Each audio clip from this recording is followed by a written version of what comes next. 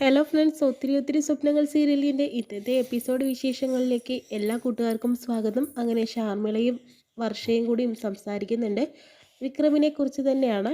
അതിനുശേഷം തന്നെ ഇനി അടുത്ത ന്യൂസ് 10:30 ശിവത അപ്ലോഡ് ചെയ്യും. ആ സമയത്ത് തന്നെ വിക്രമിൻ്റെ എല്ലാ രഹസ്യങ്ങളും പുറത്താവാനായിട്ട് പോവുകയാണെന്ന രീതിയിലൊക്കെ ഷാർമിള പറയുന്നുണ്ട്. അതിനുശേഷം തന്നെ ആയിരിക്കും അദ്ദേഹത്തിൻ്റെ രാജിവെപ്പ്. അങ്ങനെ ആകുമ്പോഴത്തേനാണ് വിക്രമിൻ്റെ എല്ലാ പദവികളും തകർന്നടിയുള്ളൂ. കാരണം അയാളൊരു നല്ല മനുഷ്യനാവാൻ വേണ്ടിയിട്ട് ഇത്രയൊക്കെ സഹായിച്ചേ പറ്റുള്ളൂ എന്ന രീതിയിൽ പറയുന്നുണ്ട് കേട്ടോ. ബാക്കിയെല്ലാം നമുക്ക് പിന്നീട് സംസാരിക്കാമെന്ന് പറഞ്ഞിട്ട് അവർ രണ്ടുപേരും പിരിഞ്ഞു പോവുക കേട്ടോ. പിന്നീട് കാണിക്കുന്നത് മൃദുലിൻ്റെ വീട്ടിൽ തന്നെയാണ്. അങ്ങനെ അവിടേക്ക് അഞ്ജുവും അതുപോലെ രാഹുലും വരുന്നുണ്ട് കേട്ടോ. അതിനുശേഷം തന്നെ മൃദുൽ പറയുന്നുണ്ട് വിക്രമിനെതിരെയുള്ള അടുത്ത ന്യൂസ് 10:30 ശിവത അപ്ലോഡ് ചെയ്യാനായിട്ട് പോകുന്നത്. അപ്പോഴത്തേനും കൂടുതൽ ഡീറ്റെയിൽസ് എല്ലാവർക്കും അറിയും. ആ ലക്ഷ്മിയുടെ കാര്യത്തെക്കുറിച്ചൊക്കെ ഇനിയും ചർച്ചയുണ്ടാവും എന്നൊക്കെ പറയുന്നുണ്ട് കേട്ടോ. അതിനുശേഷം തന്നെ മൃദുൽ പറയുന്നുണ്ട് നിങ്ങളുടെ ഈ ഒരു പ്രണയവും വിക്രം സാർ അംഗീകരിക്കണമെങ്കിൽ അദ്ദേഹത്തിൻ്റെ ഈ ഒരു പദവിയെല്ലാം തന്നെ നഷ്ടപ്പെടണം, അല്ലെങ്കിൽ അതൊന്നും നടക്കാനായിട്ട് പോകുന്നില്ല എന്ന രീതിയിലൊക്കെ. എന്നാലും നമുക്ക് നോക്കാം എന്ന് പറഞ്ഞിട്ട് മൃദുൽ അങ്ങ് പോകുന്നു. ആ സമയത്ത് തന്നെ അഞ്ജുവും അതുപോലെ തന്നെ രാഹുലും കൂടി സംസാരിക്കുന്നുണ്ട് കേട്ടോ. അഞ്ജു പറയുന്നുണ്ട് താൻ എന്താണോ ഇങ്ങനെ ഡസ്പായിരിക്കുന്നത് ചോദിക്കുമ്പോൾ തനിക്ക് എന്നെക്കുറിച്ച് ഒന്നും മനസ്സിലായിട്ടില്ലേ? വിക്രമൻ ഒരു ക്രൂരതയുള്ള ഒരു മനുഷ്യനായിരിക്കാം, പക്ഷേ അയാൾ എൻ്റെ അച്ഛനല്ലേ? 5 വയസ്സുകാരനായ എന്നെ എൻ്റെ അമ്മ ഉപേക്ഷിച്ചിട്ട് പോകുമ്പോൾ അദ്ദേഹമല്ലേ എന്നെ നോക്കി ഇത്രയും വളർത്തി വലുതാക്കിയത്. പക്ഷേ അയാളൊരു ക്രൂരനാണെങ്കിൽ പോലും അയാൾ നാട്ടുകാരുടെ മുന്നിൽ മാനാഭിമാനത്തിൽ നഷ്ടപ്പെടുമ്പോൾ എനിക്കത് സഹിക്കാൻ സാധിക്കുന്നില്ലടോ. താൻ എൻ്റെ ഭാഗത്തുനിന്ന് ചിന്തിച്ച് നോക്ക് എന്ന രീതിയിൽ തന്നെ രാഹുൽ അഞ്ജുവിനോട് പറയുന്നുണ്ട് കേട്ടോ. താനല്ലേ പറഞ്ഞത് നമ്മുടെ വിവാഹം അത് അംഗീകരിക്കണമെങ്കിൽ അദ്ദേഹത്തിൻ്റെ പദവിയെല്ലാം തന്നെ നഷ്ടപ്പെടേണ്ടത്. ആ ഒരു അവസ്ഥയിലല്ലേടോ ഇപ്പോൾ വന്നു ചേരേണ്ടത്. അതുകൊണ്ട് അച്ഛന് വേണ്ടിയിട്ട് നല്ലതൊരു വേണ്ടിയിട്ടല്ലേ നമ്മൾ ശ്രമിക്കേണ്ടത് എന്നൊക്കെ പറയുന്നു. അതിനുശേഷം തന്നെ അയാളൊരു ക്രൂരനാണ്, പക്ഷെ അയാളുടെ ക്രൂരകൃത്യങ്ങൾ ഇനി കൂടുകയല്ലേ ഉള്ളൂ ഇതുകൂടി അറിയുമ്പോൾ. അറിയോ, ഗർഭിണിയായിട്ടുള്ള ആ ലക്ഷ്മി എന്ന ആ ഒരു അമ്മയെ ഉപേക്ഷിച്ചു. വയറ്റിൽ സ്വന്തം കുഞ്ഞാണ് വളരുന്നതെന്ന് അറിഞ്ഞിട്ട് പോലും അയാൾ അതിനെ ഉപേക്ഷിക്കുകയാണ് ചെയ്തത്. ആ ഒരു കുഞ്ഞുണ്ടായിരുന്നെങ്കിൽ എനിക്കൊരു കൂടപ്പിറപ്പ് ഉണ്ടായിരുന്നേനെ, ഏകദേശം നിങ്ങളുടെ അതേ പ്രായമായിരുന്നേനെ എന്നൊക്കെ പറയുന്നുണ്ട് കേട്ടോ. ആ ഒരു കൂടപ്പിറപ്പിനെ ഓർത്ത് വല്ലാണ്ട് വിഷമിക്കുന്നുണ്ട് കേട്ടോ രാഹുൽ. അതിനുശേഷം തന്നെ അതൊക്കെ വിടണോ, നമുക്ക് നമ്മുടേതായിട്ടുള്ള രീതികൾ സംസാരിക്കാമെന്ന് പറഞ്ഞിട്ട് അവർ നന്നായിട്ട് തന്നെ സംസാരിച്ച് തുടങ്ങുന്നു കേട്ടോ. പിന്നീട് കാണിക്കുന്നത് വർഷ വിവാഹം കഴിക്കാൻ പോകാൻ ആഗ്രഹിക്കുന്ന ഒരാളുണ്ടായിരുന്നല്ലോ, അദ്ദേഹത്തെ തന്നെ കേട്ടോ. ഇനീഷൻ തന്നെ എന്തായാലും വർഷ എവിടെയാണെന്നുള്ളത് കണ്ടുപിടിക്കാൻ വേണ്ടിയിട്ട് തന്നെയാണ് ആദ്യം അഞ്ജുവിൻ്റെ ഡീറ്റെയിൽസ് എല്ലാം തന്നെ അതിലേ പോകുന്നുണ്ട്. അഞ്ജുവിൻ്റെ ഫ്രണ്ട്സിനെ അന്വേഷിക്കുന്നു കേട്ടോ. അതിന് ശേഷം തന്നെ അവർ പറയുന്നുണ്ട് അഞ്ജു ഞങ്ങളുടെ കൂടെയല്ല താമസിക്കുന്നത്, അവളെക്കുറിച്ച് എന്തിനാണ് അറിയുന്നത്? അവൾക്കൊരു ആലോചന കൊണ്ടുവരാൻ വേണ്ടിയിട്ടാണ്. അവൾ എവിടെ ഇപ്പോൾ താമസം? അവളിപ്പോൾ വേറൊരു സ്ഥലത്താണ്. ആ വയനാട്ടിൽ നിന്ന് വരുന്ന പെൺകുട്ടി അവളുടെ കൂടെ താമസിക്കുന്നതെന്ന് അറിഞ്ഞപ്പോൾ എല്ലാവരും അവളെ ഇറക്കി വിട്ടു. അഞ്ജുവിന് ആണെങ്കിലോ മനുഷ്യപ്പറ്റി കുറച്ച് കൂടുതലുള്ള കൂട്ടത്തിലായതുകൊണ്ട് അവളിപ്പോൾ അവിടെ നിന്ന് ഇറങ്ങി. ഇപ്പോൾ ശിവയും അതുപോലെ തന്നെ അഞ്ജുവും വർഷയെല്ലാം തന്നെ ഒരു വീട്ടിലാണ് താമസിക്കുന്നത്. വസുന്ധര എന്ന് പറഞ്ഞിട്ടുണ്ടായിരുന്ന ഒരു സ്ത്രീയുടെ വീട്ടിലാണ് താമസിക്കുന്നതെന്ന് പറയുന്നുണ്ട്.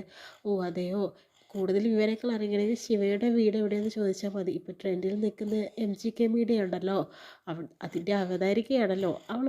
അവളുടെ വീട് എവിടെയാണെന്ന് ചോദിച്ചാൽ എല്ലാവർക്കും അറിയാമെന്ന് പറയുന്നുണ്ട് കേട്ടോ. എന്നാൽ ഞങ്ങൾ പോട്ടെ അങ്ങളെന്ന് പറഞ്ഞിട്ട് അവർ പോകുന്നു. ഇനി വർഷയെ തെരഞ്ഞുകൊണ്ടായിരിക്കും കേട്ടോ അയാൾ നടക്കുന്നുണ്ടാവുക. അതിനുശേഷം തന്നെ രാഹുലും അതുപോലെ തന്നെ അതിനുശേഷം തന്നെ പിന്നീട് രാഹുലിനെയും അതുപോലെ തന്നെ അഞ്ജുവിനെയും കേട്ടോ കാണിക്കുന്നത്. അഞ്ജു രാഹുലും എന്തായാലും ലീഗലി മാരീഡ് ചെയ്തിട്ടുള്ള ആൾക്കാർ തന്നെയാണ്. അതോടുകൂടി തന്നെ പ്രണയത്തിൽ തന്നെ അവരുടെ ജീവിതം ആസ്വദിച്ച് കഴിഞ്ഞിരിക്കുകയാണ്. അതിനുശേഷം തന്നെ ഒരു തെറ്റ് പറ്റിപ്പോയി, തനിക്ക് എന്നോട് ക്ഷമിക്കാൻ സാധിക്കുമോ അഞ്ജു എന്ന് ചോദിക്കുന്നുണ്ട്. ഇതൊക്കെ ഒരു തെറ്റാണോടോ? താൻ എൻ്റെ കഴുത്തിൽ താലി കെട്ടിയിട്ടുള്ള ഒരാളല്ലേ, അതുകൊണ്ട് തന്നെ ഇതൊക്കെ ഒരു തെറ്റായിട്ട് ഞാൻ കാണുന്നില്ല. അങ്ങനെ തനിക്ക് തോന്നുകയാണെങ്കിൽ ഞാനും ഒരു തെറ്റ് ചെയ്തിട്ടുണ്ടല്ലോ എന്ന രീതിയിലൊക്കെ അഞ്ജു സംസാരിക്കുന്നുണ്ട്. എന്തായാലും നമുക്ക് എന്തായാലും പിന്നീട് ഇവിടുന്ന് പോവാം എന്ന് പറയുന്നുണ്ട്. കുറേ സമയമായില്ലേ, ഞാനും പ്രതീക്ഷിച്ചതാണ്, ഇതൊക്കെ ആഗ്രഹിച്ചതാണെന്നും അഞ്ജു പറയുന്നുണ്ട് കേട്ടോ രാഹുലിനാണ്. അപ്പോൾ രാഹുലിനും സന്തോഷമാവുന്നുണ്ട്. അഞ്ജുവിനെ ഒരുപാട് സ്നേഹിക്കുന്നുണ്ട്. ഇനി തന്നെ ആർക്കും വിട്ടുകൊടുക്കാൻ ഞാൻ തയ്യാറല്ല. മാത്രമല്ല ഇനി അച്ഛനോട് കൂടുതൽ ഫൈറ്റ് ചെയ്ത് നിൽക്കാൻ എനിക്ക് കുറച്ചൊരു ആയുധം പോലെ ആയെന്ന് പറയുന്നുണ്ട്. ഇപ്പോൾ മനസ്സിലായോ? എന്തായാലും ആയിക്കോട്ടെ എന്ന് പറഞ്ഞിട്ട് അഞ്ജു രാഹുലും കൂടി പോവാനായിട്ട് നിൽക്കുന്നു കേട്ടോ. പിന്നെ എന്നെ മെഡിക്കൽ സ്റ്റോറിൽ ഒന്ന് ഇറക്കി വിടണം കേട്ടോ, കാരണം എനിക്കൊരു പിൽസ് വാങ്ങണമെന്ന് പറയുന്നുണ്ട്. അതെന്തിനാണോ, എനിക്കത്ര സേഫ് അല്ല ഈ ഡേറ്റുകളൊന്നും, അതുകൊണ്ട് തന്നെയാണ്. ഇനി കൂടുതൽ പ്രശ്നമാക്കണ്ടല്ലോ, അതുകൊണ്ടാണ്. എന്നാൽ പിന്നെ കുറച്ച് കൂടുതൽ വാങ്ങിച്ചോ, ഇനി ആവശ്യം വരുമല്ലോ. ആയിക്കടാ, ഇത് ഇനി ആവർത്തിക്കാൻ പാടില്ല എന്ന് പറഞ്ഞിട്ട് സന്തോഷത്തോടു കൂടി മടങ്ങുന്നു കേട്ടോ. അതിനുശേഷം തന്നെ വിക്രമിനെ ന്യൂസ് എല്ലാവരും കണ്ടുകൊണ്ടിരിക്കുന്ന സമയത്ത് വിക്രം അങ്ങോട്ട് വരുന്നു കേട്ടോ. എപ്പോൾ നോക്കിയാലും ഈ ന്യൂസ് കാണുന്നത് തന്നെയാണോ നിങ്ങൾക്ക് പണിയെന്ന് പറഞ്ഞിട്ട് ടി വി അങ്ങ് ഓഫ് ചെയ്യുന്നു. അതിനുശേഷം തന്നെ സത്യങ്ങൾ എന്തായാലും ഏട്ടാ പുറത്ത് വരിക തന്നെയാണ് ചെയ്യുന്നത്. പിന്നെ ശിവയുടെ കാര്യം അറിയാലോ, അവളൊരു കാര്യത്തിൽ ഇറങ്ങി പുറപ്പെട്ടാൽ അത് മുഴുവനാക്കിയിട്ടേ അവൾ അടങ്ങുള്ളെന്ന് പറയുന്നു. അതിനുശേഷം തന്നെ ഹരിത പറയുന്നുണ്ട്, മമ്മിയുടെ മോൾക്ക് എന്താ ഇങ്ങനെ ഒരു വാശി, കാരണം സ്വന്തം അങ്കിളല്ലേ, അങ്കിളിനെ എന്തിനാ വെറുതെ ഇങ്ങനെ നശിപ്പിക്കാൻ നോക്കുന്നതെന്ന് പറയുന്നുണ്ട്.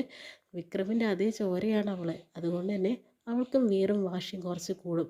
നീ വല്ലാതെ കളിക്കാൻ നിൽക്കേണ്ട ഹരിതേ, നീ അങ്ങോട്ട് മാറി നിൽക്കുകയായിരിക്കും നല്ലതെന്ന രീതിയിൽ പറയുന്നു. രാഹുൽ തന്നെ പറയുന്നുണ്ട്, അവളെക്കുറിച്ച് കൂടുതൽ സംസാരിച്ചാൽ ഹരിതേ എൻ്റെ സ്വഭാവം നിനക്ക് മനസ്സിലാവുമെന്നും പറയാട്ടോ ചെയ്യുന്നത്. അങ്ങനെ എൻ്റെ ആൻറ്റിയെക്കുറിച്ച് ഇനി കൂടുതൽ നീ സംസാരിക്കേണ്ട ആവശ്യമില്ല എന്ന് പറയുന്നുണ്ട്.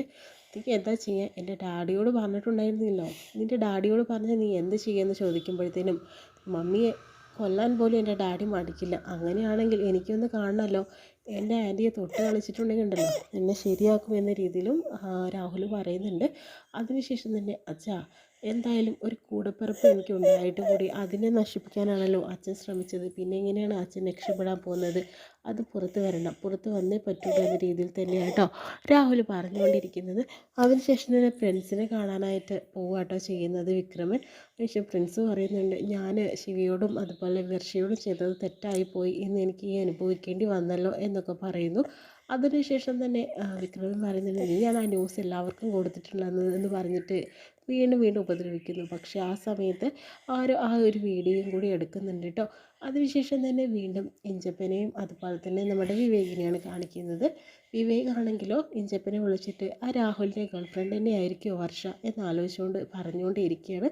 ആ സമയത്ത് അതെന്താണെന്നറിയില്ലടാ, പക്ഷേ വിക്രമിനെ കുറിച്ചുള്ള ആ ഒരു ഡീറ്റെയിൽസൊക്കെ ഏതോ രാജ്കുമാർ അദർവേൾഡ് എന്ന് പറഞ്ഞിട്ടുള്ള ഒരാളാണ് കൈകാര്യം ചെയ്യുന്നത്. വീട്ടിനകത്തുള്ള ഒരാൾ തന്നെയായിരിക്കും വർഷയോട് പറഞ്ഞിട്ടുണ്ടാവുക, അത് രാഹുൽ തന്നെയായിരിക്കും എന്ന് സംശയിച്ച് വിവേക്. അത് ചിലപ്പോൾ അങ്ങനെ തന്നെ ആയിരിക്കടാ എന്നും പറയുന്നുണ്ട് കേട്ടോ. എന്നാൽ എല്ലാ കാര്യങ്ങളും എനിക്കറിയണം വർഷയെക്കുറിച്ച്, കാരണം അവളുടെ കാമുകൻ ആ രാഹുൽ തന്നെയാണോ എന്നുള്ളത് എനിക്ക് ഉറപ്പ് വരുത്തണം എന്ന് പറയുന്നു. അവളാണെങ്കിൽ അവിടെ ഉണ്ട്, ഞാനൊന്ന് ഫോൺ കട്ട് ചെയ്യട്ടെ, അവളോടൊന്ന് സംസാരിക്കട്ടെ എന്ന് പറയട്ടെ. വിവേക് അവളോട് സംസാരിക്കാനായിട്ട് പോകുന്നു കേട്ടോ. ഹലോ എന്ന് പറയുന്നുണ്ട്. അപ്പോൾ അതിന് ഇയാളത് പിന്നെ വന്നിരിക്കുന്നു, എന്തായാലും വീട്ടിലല്ലല്ലോ, ഇപ്പം ഇയാൾ എൻ്റെ ശത്രുവാണ്, എൻ്റെ രണ്ടാനച്ഛനെ കൊണ്ട് എന്നെ അങ്ങോട്ട് കൊടുത്തയക്കാനായിട്ട് നോക്കിയിട്ടുള്ള ഒരാളല്ലേ, ഇയാളെ ഞാൻ ശരിയാക്കാമെന്ന് പറയുന്നുണ്ട്. തനിക്ക് എന്താണോ വേണ്ടത്, പിന്നെ താനും രാഹുലുമായിട്ട് എന്തെങ്കിലും ബന്ധമുണ്ടോ ചോദിക്കുന്നുണ്ട്. അതെന്താ എന്ന് ചോദിക്കുമ്പോൾ അതെന്തെങ്കിലും ആയാൽ തനിക്കിപ്പോൾ എന്താണോ, ഞങ്ങൾ തമ്മിൽ എന്ത് ബന്ധമായാലും തനിക്ക് എന്താണെന്ന് പറയുന്നുണ്ട്. അതല്ല, നിങ്ങൾ വെറും ഫ്രണ്ട്സാണോ അതൊന്നും താനിപ്പോൾ അറിയേണ്ട ആവശ്യമില്ല എന്നുള്ളത് വിവേകിനോട് പറയുന്നുണ്ട് കേട്ടോ. താൻ എന്തെങ്കിലും അപകടത്തിൽ പെടാൻ പോകുമ്പോൾ അതിൻ്റെ ഒരു മുന്നറിയിപ്പ് എനിക്ക് കിട്ടിയിട്ടുണ്ട്, അതുകൊണ്ടാണോ പറയുന്നത്, എനിക്കെന്തെങ്കിലും സംഭവിച്ചാൽ തനിക്കെന്താണോ എന്ന രീതിയിൽ വിവേകിനോട് ചോദിക്കുമ്പോൾ വിവേകും പറയുന്നുണ്ട്, തനിക്കെന്തെങ്കിലും സംഭവിച്ചാൽ എനിക്കും വിഷമമുണ്ടോ എന്ന രീതിയിൽ പറയുന്നുണ്ട് കേട്ടോ. ഇത് കേൾക്കുന്ന വർഷ ആകെ നെറ്റി നിൽക്കുന്നുണ്ട് കേട്ടോ. വിവേകിനാണെങ്കിലോ വർഷ എങ്ങനെയെങ്കിലും രക്ഷിക്കണം, തൻ്റെ ജീവിതത്തിലേക്ക് കൊണ്ടുവരണം എന്ന രീതിയിൽ തന്നെയാണ് ഇത്രയും കാണിച്ചുകൊണ്ടാണ് ഇന്നത്തെ എപ്പിസോഡ് വിശേഷം കഴിയുന്നത്.